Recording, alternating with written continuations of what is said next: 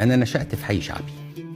والحي الشعبي زمان، يعني أنا عمري دلوقتي 50 سنة، يعني أنا بكلمك من 45 سنة لما ابتديت أخد بالي يعني إيه حي شعبي. حي شعبي كان حي مليء بالقيم والأخلاق وحقوق الجيرة والترابط. بيوت الناس كلها كانت مفتوحة على بعض، والناس كلها كانت بتحب بعض. الحب والحنان اللي كان في البيت، يعني أنا بقول لك إحنا بنتكلم من 50 سنة.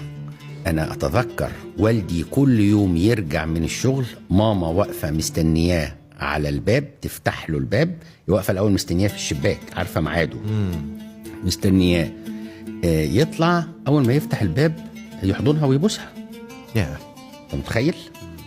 احنا بنتكلم من يعني كام سنة. الثقافة دي مش هتلاقيها موجودة دلوقتي. يعني ما اعتقدش انها بقت موجودة دلوقتي. يحضنها ويبوسها.